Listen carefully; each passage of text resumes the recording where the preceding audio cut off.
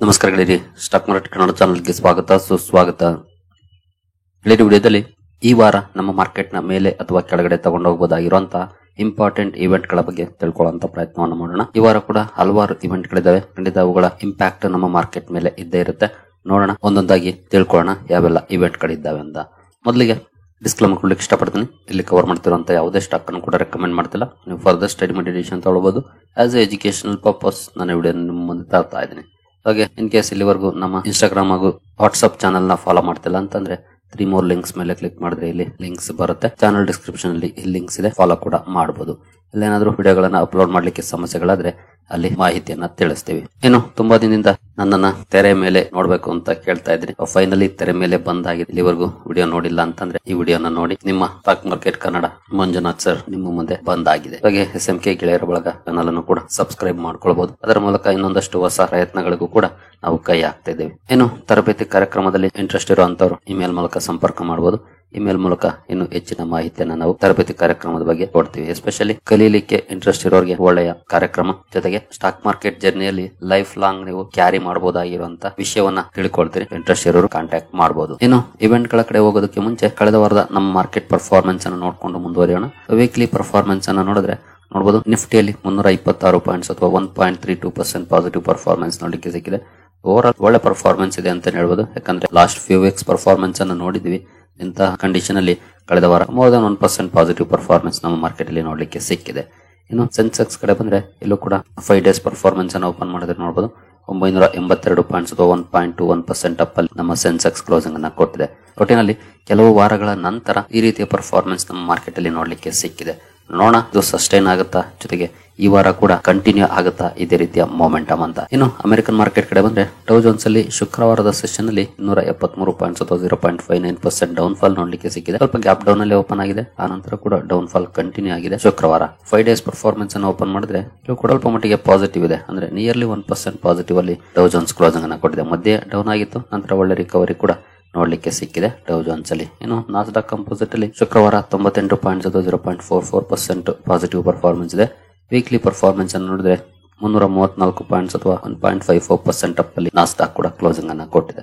ಒಟ್ಟಿನಲ್ಲಿ over all ನೋಡೋದಾದ್ರೆ American market ಅಲ್ಲಿ ಆಗ್ಬಹುದು ಅಥವಾ ನಮ್ಮ ಇಂಡಿಯನ್ ಮಾರ್ಕೆಟ್ ಅಲ್ಲಿ ಆಗ್ಬಹುದು, ಎರಡು ಕಡೆ ಪಾಸಿಟಿವ್ ಮೊಮೆಂಟಮ್ ಇದೆ. ಎಸ್ಪೆಷಲಿ ರೇಟ್ ಕಟ್ಸ್ ಓಪ್ಸ್ ನ ಮೇಲೆ ಒಂದಷ್ಟು ಪಾಸಿಟಿವ್ ರಿಯಾಕ್ಷನ್ ಕೂಡ ಅಮೆರಿಕನ್ ಮಾರ್ಕೆಟ್ ಅಲ್ಲಿ ನೋಡ್ಲಿಕ್ಕೆ ಸಿಕ್ಕಿದ್ದು ಇನ್ಫ್ಲೇಷನ್ ಡೇಟಾ ನಂತರ. ನೋಡೋಣ ಯಾವ ರೀತಿ ಪರ್ಫಾರ್ಮೆನ್ಸ್ ಈ ವಾರ ಕಂಟಿನ್ಯೂ ಆಗುತ್ತೆ ಅಂತ. ಕಳೆದ ವಾರ ಅಂತೂ ಎರಡು ಕಡೆ ಒಳ್ಳೆ ಪರ್ಫಾರ್ಮೆನ್ಸ್ ಇದೆ. ಇಂಡಿಯನ್ ಮಾರ್ಕೆಟ್ ಆಗ್ಬಹುದು ಅಥವಾ ಅಮೆರಿಕನ್ ಮಾರ್ಕೆಟ್ ಆಗ್ಬಹುದು. ಇನ್ನು ಈ ವಾರದ ಇವೆಂಟ್ ಗಳ ಕಡೆ ಬಂದ್ರೆ one of the big event ಅಂತಾನೆ ಹೇಳ್ಬೋದು. ಜೊತೆಗೆ ಮಾರ್ಕೆಟ್ ಕಾಯ್ತಿರುವಂತ ಇವೆಂಟ್ ಅಂತಂದ್ರೆ ಅದು FOMC ಮೀಟಿಂಗ್, ಫೆಡ್ ಮೀಟಿಂಗ್ ಇದೆ ಈ ವಾರ. ನೋಡಬಹುದು ಸೆಪ್ಟೆಂಬರ್ 16, 17ನೇ ತಾರೀಕು ಔಟ್ಕಮ್ ಬರುತ್ತೆ. ಜೆರೋಮ್ ಪವೆಲ್ ಅವರು ಮೀಡಿಯಾ ಮುಂದೆ ಬಂದು ಏನ್ ಡಿಸಿಷನ್ ತಗೊಂಡಿದ್ದೀವಿ ಅನ್ನೋದನ್ನ ಹೇಳ್ತಾರೆ. ರೇಟ್ ಕಟ್ ಮಾಡ್ತಾರ, ರೇಟ್ ಪಾಸ್ ಕಂಟಿನ್ಯೂ ಆಗುತ್ತಾ ಇದ್ರ ಬಗ್ಗೆ, ಜೊತೆಗೆ ಗ್ರೋತ್ ಬಗ್ಗೆ ಏನ್ ಹೇಳ್ತಾರೆ, ಇನ್ಫ್ಲೇಷನ್ ಪರ್ಫಾರ್ಮೆನ್ಸ್ ಬಗ್ಗೆ ಏನ್ ಹೇಳ್ತಾರೆ, ಎಲ್ಲವೂ ಕೂಡ ಕುತೂಹಲದಿಂದ ಕೂಡಿರುತ್ತೆ. ಹಾಗೆ ರೇಟ್ ಕಟ್ ನ ಓಪ್ಸ್ ಜಾಸ್ತಿ ಆಗಿದೆ. ಬಹುಶಃ 25 ಬೇಸಿಸ್ ಪಾಯಿಂಟ್ಸ್ ರೇಟ್ ಕಟ್ ಮಾಡಬಹುದು ಅನ್ನುವಂತ ಎಕ್ಸ್ಪೆಕ್ಟೇಷನ್ಸ್ ನೋಡ್ಲಿಕ್ಕೆ ಸಿಗ್ತಾ ಇದೆ ಇತ್ತೀಚಿನ ದಿನಗಳಲ್ಲಿ. ಅದರಲ್ಲೂ ಇನ್ಫ್ಲೇಷನ್ ಡೇಟಾ ರಿಲೀಸ್ ಆದ್ಮೇಲೆ ಇನ್ಫ್ಲೇಷನ್ ಇಂದಿನ ತಿಂಗಳಿಗೆ ಹೋಲಿಸಿದ್ರೆ ಸ್ವಲ್ಪ ರೈಸ್ ಆಗಿದೆ ಕೂಡ. ಹಾಗಾಗಿ ರೇಟ್ ಕಟ್ ಆಗ್ಬಹುದು ಅನ್ನುವಂತ ಎಕ್ಸ್ಪೆಕ್ಟೇಷನ್ಸ್ ಜಾಸ್ತಿ ಆಗ್ತಾ ಇದೆ. ಜೊತೆಗೆ ಹಲವರು ಲೇಬರ್ ಮಾರ್ಕೆಟ್ ವೀಕ್ನೆಸ್ ಬಗ್ಗೆ ಕೂಡ ಫ್ಲಾಗ್ ಮಾಡ್ತಿದ್ದಾರೆ. ಹಾಗಾಗಿ ಬಹುಶಃ ರೇಟ್ ಕಟ್ ಆಗ್ಬಹುದು ಅನ್ನುವಂತ ಎಸ್ಟಿಮೇಷನ್ಸ್ ಜಾಸ್ತಿ ಇದೆ. ಹೋಪ್ಫುಲಿ ರೇಟ್ ಕಟ್ ಆಗ್ಬಹುದು ಅಂತಾನೆ ಇದೆ. ಬಟ್ ರೇಟ್ ಕಟ್ ಆಗಿಲ್ಲ ಅಂದ್ರೆ ಬಹುಶಃ ಮಾರ್ಕೆಟ್ ಅದನ್ನ ನೆಗೆಟಿವ್ ಆಗಿ ಕೂಡ ತಗೊಳ್ಬಹುದು. ಹಾಗಾಗಿ 17ನೇ ತಾರೀಕು ಬರುವಂತ ಔಟ್ಕಮ್ ತುಂಬಾನೇ ಕ್ರೂಷಿಯಲ್ ಆಗುತ್ತೆ. ನಮ್ಮ ಮಾರ್ಕೆಟ್ ಅಂತೂ 17ನೇ ತಾರೀಕು ಈ ಔಟ್ಕಮ್ ಬರುವಂತ ಸಂದರ್ಭಕ್ಕೆ ಕ್ಲೋಸ್ ಇರುತ್ತೆ. ಆದ್ರೆ 18ನೇ ತಾರೀಕು ನಮ್ಮ ಮಾರ್ಕೆಟ್ ಅಲ್ಲಿ ರಿಯಾಕ್ಷನ್ ನೋಡ್ಲಿಕ್ಕೆ ಸಿಗುತ್ತೆ. ಹಾಗಾಗಿ ವಾಚ್ ಮಾಡಬೇಕಾಗುತ್ತೆ ಫೆಡ್ ಏನ್ ಡಿಸಿಷನ್ ತಗೊಳುತ್ತೆ ಈ ಸಲದ ಮೀಟಿಂಗ್ ಅಲ್ಲಿ ಅಂತ. ಫೆಡರಲ್ ರಿಸರ್ವ್ ನ ಮೇಲೆ ಓವರ್ ಆಲ್ ಈ ವೀಕ್ ಕಣ್ಣಿರುತ್ತೆ. ಜೊತೆಗೆ 17ನೇ ತಾರೀಕು ಔಟ್ಕಮ್ ಬರೋವರೆಗೂ ಕೂಡ ಮಾರ್ಕೆಟ್ ಸ್ವಲ್ಪ ಕಾಶಿಯಸ್ ಆಗಿ ಮೂವ್ ಆಗುವಂತ ಚಾನ್ಸಸ್ ಕೂಡ ಇರುತ್ತೆ. ಯಾಕಂದ್ರೆ ದೊಡ್ಡ ಡಿಸಿಷನ್ ಗಳು ಅಥವಾ ಈ ರೀತಿಯ ದೊಡ್ಡ ಮೀಟಿಂಗ್ ಗಳು ಇದ್ದಂತ ಸಂದರ್ಭದಲ್ಲಿ ತುಂಬಾ ರೇರ್ ಓವರ್ ರಿಯಾಕ್ಷನ್ ಬರೋದು ಬಿಫೋರ್. ಯಾಕಂದ್ರೆ ಏನ್ ಡಿಸಿಷನ್ ಬರುತ್ತೆ ಅಂತ ಬಿಗ್ ಪ್ಲೇಯರ್ಸ್ ವೈಟ್ ಮಾಡ್ತಾರೆ. ಹಾಗಾಗಿ ಬಹುಶಃ ಫ್ಲಾಟಿಶ್ ಪರ್ಫಾರ್ಮೆನ್ಸ್ ನೋಡ್ಲಿಕ್ಕೆ ಸಿಕ್ಕರು ಕೂಡ ಆಶ್ಚರ್ಯ ಪಡುವಂತದ್ದು ಏನಿರೋದಿಲ್ಲ ನಾಳೆ ನಾಡಿದ್ದು.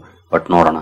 ಜೊತೆಗೆ ನಮ್ಮ ಇಂಡಿಯನ್ ಮಾರ್ಕೆಟ್ ನ ಇನ್ಫ್ಲೇಷನ್ ಡೇಟಾ ಕೂಡ ಮೊನ್ನೆ ರಿಲೀಸ್ ಆಗಿದೆ. ಈಗಾಗಲೇ ಅದ್ರ ಬಗ್ಗೆ ನಾನು ಶುಕ್ರವಾರನೇ ವಿಡಿಯೋನ ಕವರ್ ಮಾಡಿದ್ದೀನಿ. ಅಲ್ಲಿ ಎಸ್ಟಿಮೇಷನ್ಸ್ ಗಿಂತ ಕಡಿಮೆನೇ ಇದೆ. 2.1% ಎಸ್ಟಿಮೇಟ್ ಮಾಡಿದ್ರೆ 2.07 ಬಂದಿದೆ. ಹಿಂದಿನ ತಿಂಗಳಿಗೆ ಹೋಲಿಸಿದ್ರೆ ರೈಸ್ ಆಗಿದೆ, ಬಟ್ ಎಸ್ಟಿಮೇಷನ್ಸ್ ಗಿಂತ ಕಡಿಮೆ ಇದೆ. ಹಾಗಾಗಿ ಅದಕ್ಕೂ ಕೂಡ ರಿಯಾಕ್ಷನ್ ನಾಳೆ ಬರುವಂತ ಚಾನ್ಸಸ್ ಇದೆ. ನೋಡೋಣ ಯಾವ ರೀತಿ ಇರುತ್ತೆ ಪರ್ಫಾರ್ಮೆನ್ಸ್ ಅಂತ. 17ನೇ ತಾರೀಕಂತೂ ತುಂಬಾನೇ ಇಂಪಾರ್ಟೆಂಟ್ ಡೇ ಆಗುತ್ತೆ ಅಮೆರಿಕನ್ ಮಾರ್ಕೆಟ್ಗೆ. 18ನೇ ತಾರೀಕು ನಮ್ಮ ಮಾರ್ಕೆಟ್ ಅಲ್ಲಿ ಕೂಡ ರಿಯಾಕ್ಷನ್ ನೋಡ್ಲಿಕ್ಕೆ ಸಿಗುತ್ತೆ. ಇನ್ನು ನೆಕ್ಸ್ಟ್ ಇವೆಂಟ್ ಕಡೆ ಬಂದ್ರೆ United Kingdom interest rate decision. Bank of England ಈ ವಾರ ಇಂಟ್ರೆಸ್ಟ್ ರೇಟ್ ಡಿಸಿಷನ್ ತಗೊಳ್ತಾ ಇದೆ. ಡೇಟ್ ಕೂಡ ನೋಡಬಹುದು, ಸೆಪ್ಟೆಂಬರ್ 18ಕ್ಕೆ 4% ಎಸ್ಟಿಮೇಟ್ ಅನ್ನ ಮಾಡಿದ್ದಾರೆ. ಬಹುಶಃ 4% ಕಂಟಿನ್ಯೂ ಆಗುವಂತ ಚಾನ್ಸಸ್ ಕೂಡ ಇರುತ್ತೆ. ನೋಡೋಣ ಏನ್ ಡಿಸಿಷನ್ ತಗೊಳುತ್ತೆ ಅಂತ. ನಂತರ ಜಪಾನ್ ನ ಇಂಟ್ರೆಸ್ಟ್ ರೇಟ್ ಡಿಸಿಷನ್ ಕೂಡ ಇದೆ ಈ ವಾರ. 0.5% ಇದೆ ಇಂಟ್ರೆಸ್ಟ್ ರೇಟ್. ಮೊದಲಿನಿಂದ ಅದನ್ನೇ ಮೇಂಟೈನ್ ಮಾಡ್ತಿದ್ದಾರೆ. ಸೆಪ್ಟೆಂಬರ್ 18ಕ್ಕೆ ಜಪಾನ್ ನ ಇಂಟ್ರೆಸ್ಟ್ ರೇಟ್ ಡಿಸಿಷನ್ ಕೂಡ ಇದೆ. ಅಲ್ಲೂ ಕೂಡ ವಾಚ್ ಮಾಡಬೇಕಾಗುತ್ತೆ ಏನ್ ನಿರ್ಧಾರವನ್ನ ತಗೊಳ್ತಾರೆ ಅಂತ. ಇನ್ ಕೇಸ್ ಇಲ್ಲೇನಾದ್ರೂ ರೇಟ್ ಹೈಕ್ ಆದ್ರೆ ಅದು ಮಾರ್ಕೆಟ್ಗೆ ನೆಗೆಟಿವ್ ನ್ಯೂಸ್ ಆಗುತ್ತೆ. ಯಾಕಂದ್ರೆ ಈ ಹಿಂದೆ 0.25 ಇಂದ 0.5% ಮಾಡಿದಾಗ ಬಿಗ್ ರಿಯಾಕ್ಷನ್ ಬಂದಿತ್ತು ಮಾರ್ಕೆಟ್ ಅಲ್ಲಿ. ಹಾಗಾಗಿ ಏನ್ ಔಟ್ಕಮ್ ಬರುತ್ತೆ 18ನೇ ತಾರೀಕು ವಾಚ್ ಮಾಡಬೇಕಾಗುತ್ತೆ ನಾವು. ಇನ್ನು ನೆಕ್ಸ್ಟ್ ನಮ್ಮ ಟ್ರಂಪ್ ಅಣ್ಣ ಅಂತೂ ಸುದ್ದಿಯಲ್ಲಿ ಇದ್ದೇ ಇರ್ತಾರೆ. ಯಾಕಂದ್ರೆ ಯಾವಾಗ ಯಾವ ರೀತಿ ಸುದ್ದಿ ಕೊಡ್ತಾರೋ ಗೊತ್ತಿಲ್ಲ. ನೆಕ್ಸ್ಟ್ ಮಿನಿಟ್ ನಾನು ಏನ್ ಮಾಡ್ತೀನಿ ಅನ್ನೋದು ಅವ್ರಿಗೆ ಕ್ಲಾರಿಟಿ ಇರೋದಿಲ್ಲ. ಹಾಗಾಗಿ ಏನ್ ಮಾಡ್ತಾರೆ ನೋಡ್ಬೇಕಾಗುತ್ತೆ. ನೀವಿಲ್ಲೇ ನೋಡಬಹುದು, India spared China the new villain in Trump's latest tariff post. ಒಂದು ಪೋಸ್ಟ್ ಮಾಡಿದ್ದಾರೆ, ಅದರಲ್ಲಿ ಇಂಡಿಯಾ ಟಾರ್ಗೆಟ್ ಮಾಡೋದನ್ನ ಬಿಟ್ಟಿದ್ದಾರೆ, ಆದ್ರೆ ಚೈನಾನ ಟಾರ್ಗೆಟ್ ಮಾಡಿದ್ದಾರೆ. ಈಗ ನಂತರ China hits back Trump's 100% tariff threats rejects plotting or joining war. ಜೊತೆಗೆ ನೋಡಬಹುದು, Trump threatens 50 to 100% tariffs on China, demands NATO stop buying Russia oil. ಈ ರೀತಿಯ ಅಪ್ಡೇಟ್ ಗಳನ್ನ ಡೊನಾಲ್ಡ್ ಟ್ರಂಪ್ ಕೊಡ್ತಾನೆ ಇರ್ತಾರೆ. ಹಾಗಾಗಿ ಈ ವಾರ ಏನೆಲ್ಲ ಅಪ್ಡೇಟ್ ಅನ್ನ ಕೊಡ್ತಾರೆ ನಮ್ಮ ಟ್ರಂಪ್ ಅನ್ನ ಅಬ್ಸರ್ವ್ ಮಾಡಬೇಕಾಗತ್ತೆ. ಇನ್ ಕೇಸ್ ರೇಟ್ ಕಟ್ ಆದ್ರೆ ಅದಕ್ಕೆ ಮಾರ್ಕೆಟ್ ಚೀರ್ ಮಾಡಬಹುದು. ಎಸ್ಪೆಷಲಿ ರೇಟ್ ಸೆನ್ಸಿಟಿವ್ ಸೆಕ್ಟರ್ಸ್ ಅಂದ್ರೆ ಅಮೆರಿಕಕ್ಕೆ ಎಕ್ಸ್ಪೋರ್ಟ್ ಮಾಡುವಂತ ಐಟಿ ಸೆಕ್ಟರ್ ಒಂದಷ್ಟು ಪ್ರೆಷರ್ ಅಲ್ಲೇ ಇದೆ, ಹಲವು ಎಕ್ಸ್ಪೆಕ್ಟೇಷನ್ಸ್ ನ ಕಾರಣಕ್ಕೆ ಐಟಿ ಸೆಕ್ಟರ್ ಅಲ್ಲಿ ಒಂದಷ್ಟು ಪಾಸಿಟಿವ್ ಇಂಪ್ಯಾಕ್ಟ್ ಆಗಬಹುದು ರೇಟ್ ಕಟ್ ಆದ್ರೆ. ರೇಟ್ ಕಟ್ ಆಗದೆ ಇದೆ, ನೆಗೆಟಿವ್ ಕೂಡ ಆಗಬಹುದು. ಹಾಗಾಗಿ ವಾಚ್ ಮಾಡಬೇಕಾಗುತ್ತೆ ಈ ವಾರ ಐಟಿ ಸೆಕ್ಟರ್ ನ. ಜೊತೆಗೆ ಟ್ರಂಪ್ ಅನ್ನ ಏನ್ ಡಿಸಿಷನ್ ಅನೌನ್ಸ್ ಮಾಡ್ತಾರೆ, ಜೊತೆಗೆ ಟ್ರೇಡ್ ಡೀಲ್ ಬಗ್ಗೆ ಏನಾದ್ರೂ ಅಪ್ಡೇಟ್ ಗಳು ಬರ್ತಾವ, ಇವೆಲ್ಲವೂ ಕೂಡ ಮಾರ್ಕೆಟ್ ನ ಮೇಲೆ ಇಂಪ್ಯಾಕ್ಟ್ ಅನ್ನ ಮಾಡ್ತವೆ. ಹಾಗಾಗಿ ಈ ಕಡೆ ಕೂಡ ಗಮನವನ್ನ ಇಡಬೇಕಾಗುತ್ತೆ.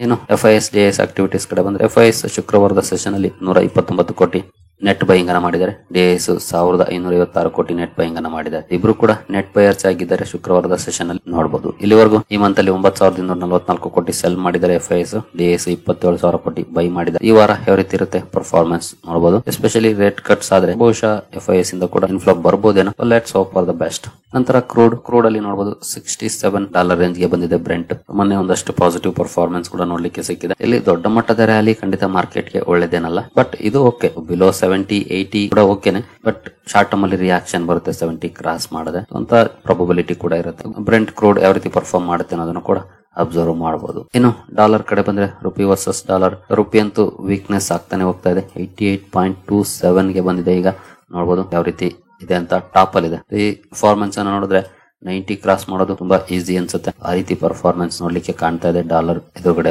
ರುಪಿ ವೀಕ್ ಆಗೋದು ಖಂಡಿತ ಒಳ್ಳೆ ಸುದ್ದಿ ಏನಲ್ಲ ನಮ್ಮ ಮಾರ್ಕೆಟ್ಗೆ. ಬಟ್ ಎಕ್ಸ್ಪೋರ್ಟ್ ಓರಿಯೆಂಟೆಡ್ ಕಂಪನೀಸ್ಗೆ ಪಾಸಿಟಿವ್, ಇಂಪೋರ್ಟ್ ಓರಿಯೆಂಟೆಡ್ ಕಂಪನೀಸ್ಗೆ ನೆಗೆಟಿವ್. ಬಟ್ ನಾವು ಜಾಸ್ತಿ ಇಂಪೋರ್ಟ್ ಮಾಡ್ಕೊಳ್ಳೋದ್ರಿಂದ ರುಪಿ ವೀಕ್ನೆಸ್ ಅಷ್ಟೇನು ಒಳ್ಳೆ ಸುದ್ದಿ ಆಗೋದಿಲ್ಲ ನಮಗೆ. ಈ ಕಡೆ ಕೂಡ ಗಮನವನ್ನ ಇಡಬಹುದು.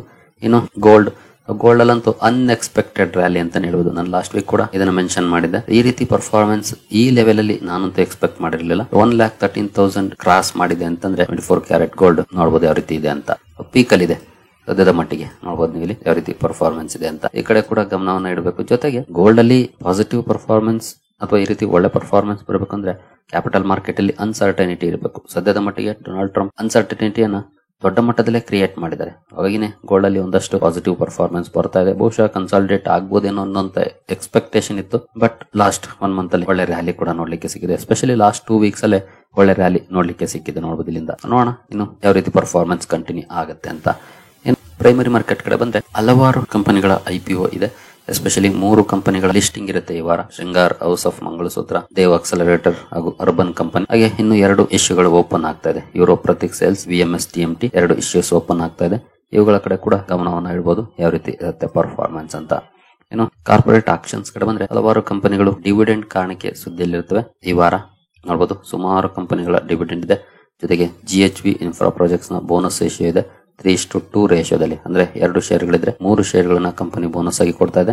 ಹಾಗೆ GHV infra same company stock split ಕೂಡ ಮಾಡ್ತಾ ಇದೆ. ₹10 ಇರುವಂತ ಫೇಸ್ ವ್ಯಾಲ್ಯೂನ ₹5 ಮಾಡ್ತಾ ಇದೆ. ಅಂದ್ರೆ 1:2 ರೇಷಿಯೋದಲ್ಲಿ ಸ್ಟಾಕ್ ಸ್ಪ್ಲಿಟ್ ಆಗುತ್ತೆ. ನಂತರ ಗಾಡ್ಫ್ರೇ ಫಿಲಿಪ್ಸ್ ಕೂಡ ಬೋನಸ್ ಅನೌನ್ಸ್ ಮಾಡಿತ್ತು. ಅದರ ಎಕ್ಸ್ ಡೇಟ್ ಕೂಡ ಈ ವಾರ ಇರುತ್ತೆ. 2:1 ರೇಷಿಯೋದಲ್ಲಿ ಅಂದ್ರೆ 2 ಶೇರ್ಗಳನ್ನ ಇಶ್ಯೂ ಮಾಡ್ತಾ ಇದೆ. ಒಂದು ಶೇರಿಗೆ 1 ಶೇರ್ ಇದ್ರೆ 2 ಶೇರ್ಗಳು ಸಿಗುತ್ತೆ. ಅಂದ್ರೆ ಟೋಟಲ್ 3 ಶೇರ್ಗಳಾಗುತ್ತೆ. 16 ಸೆಪ್ಟೆಂಬರ್ ಎಕ್ಸ್ ಡೇಟ್ ಆಗಿರುತ್ತೆ. ನಂತರ ಕೇಸರ್ ಎಂಟರ್ಪ್ರೈಸಸ್ ನ ಸ್ಟಾಕ್ ಸ್ಪ್ಲಿಟ್ ಇದೆ. 10 ರೂಪಾಯಿ ಇರುವಂತಹ ಫೇಸ್ ವ್ಯಾಲ್ಯೂನ 1 ರೂಪಾಯಿ ಮಾಡ್ತಾ ಇದೆ ಕಂಪನಿ. 18 ಸೆಪ್ಟೆಂಬರ್ ಎಕ್ಸ್ ಡೇಟ್ ಆಗಿರುತ್ತೆ. ನಂತರ ಝೈಡಸ್ ವೆಲ್ನೆಸ್ ನ ಸ್ಟಾಕ್ ಸ್ಪ್ಲಿಟ್ ಕೂಡ ಇದೆ. 10 ರೂಪಾಯಿ ಇರುವಂತಹ ಫೇಸ್ ವ್ಯಾಲ್ಯೂನ 2 ರೂಪಾಯಿ ಮಾಡ್ತಾ ಇದೆ ಕಂಪನಿ. 1:5 ರೇಷಿಯೋದಲ್ಲಿ ಸ್ಟಾಕ್ ಸ್ಪ್ಲಿಟ್ ಆಗುತ್ತೆ. 18 ಸೆಪ್ಟೆಂಬರ್ ಎಕ್ಸ್ ಡೇಟ್ ಆಗಿರುತ್ತೆ. ಇನ್ನು tourism finance corporation TCI stock split ಇದೆ. 10 ರೂಪಾಯಿ ಇರುವಂತಹ ಫೇಸ್ ವ್ಯಾಲ್ಯೂನ 2 ರೂಪಾಯಿ ಮಾಡ್ತಾ ಇದೆ. ಇದು ಕೂಡ 1:5 ರೇಷಿಯೋದಲ್ಲಿ ಸ್ಟಾಕ್ ಸ್ಪ್ಲಿಟ್ ಆಗುತ್ತೆ. 19 ಸೆಪ್ಟೆಂಬರ್ ಎಕ್ಸ್ ಡೇಟ್ ಆಗಿರುತ್ತೆ. ಈ ಎಲ್ಲ ಕಂಪನಿಗಳನ್ನು ಕೂಡ ಅಬ್ಸರ್ವ್ ಮಾಡಬಹುದು. ಜೊತೆಗೆ ಮೆಜಾರಿಟಿ ಕಂಪನೀಸ್ ಡಿವಿಡೆಂಡ್ ಕಾರಣಕ್ಕೆ ಸುದ್ದಿಲಿರುತ್ತೆ. ಇನ್ನು ward wizard innovations mobility rights issue ಕಾರಣಕ್ಕೆ ಸುದ್ದಿಲಿರುತ್ತೆ. ಎಕ್ಸ್ ಡೇಟ್ 19 ಸೆಪ್ಟೆಂಬರ್ ಆಗಿರುತ್ತೆ. ಇವುಗಳನ್ನು ಕೂಡ ಅಬ್ಸರ್ವ್ ಮಾಡಬಹುದು. ಡ್ಯೂರಿಂಗ್ ಕಾರ್ಪೊರೇಟ್ ಆಕ್ಷನ್ ಸ್ಟಾಕ್ ಗಳಲ್ಲಿ ಯಾವ ರೀತಿ ರಿಯಾಕ್ಷನ್ ಬರುತ್ತೆ ಈ ವಾರದಲ್ಲಿ ಅಂತ. ಮೆಜಾರಿಟಿ ಕಂಪನೀಸ್ ಡಿವಿಡೆಂಡ್ ಕಾರಣಕ್ಕೆ ಫೋಕಸ್ ಅಲ್ಲಿ ಇರ್ತವೆ. ಸರಿ ಗೆಳೆಯರಿ, ಈ ಎಲ್ಲ ಅಪ್ಡೇಟ್ಸ್ ನಿಮಗೆ ಇಷ್ಟ ಆಗಿದೆ ಅಂದ್ಕೊಳ್ತೀನಿ. ಹಾಗೆ ನಮ್ಮ SMK ಗೆಳೆಯರ ಬಳಗ ಚಾನಲ್ ಅಲ್ಲಿ ಬಂದಿರುವಂತಹ ವಿಡಿಯೋನ ನೋಡಬಹುದು. ನಿಮ್ಮ ಕುತೂಹಲಕ್ಕೆ ತೆರೆ ಬಿದ್ದಿದೆ ಅಂತಾನೆ ಹೇಳ್ಬೋದು. ಇಲ್ಲಿವರೆಗೂ ನೋಡಿಲ್ಲ ಅಂತ ನೋಡಿ, ಇದರ ಲಿಂಕ್ ನಮ್ಮ ಕಮ್ಯುನಿಟಿ ಟ್ಯಾಬ್ ಅಲ್ಲಿ ಇದೆ, ನೋಡಬಹುದು. ಸರಿ ಗೆಳೆಯರಿ, ಮುಂದಿನ ವಿಡಿಯೋದಲ್ಲಿ ಸಿಗೋಣ. ಅಲ್ಲಿವರೆಗೂ ಜೈ ಹಿಂದ್, ಜೈ ಕರ್ನಾಟಕ.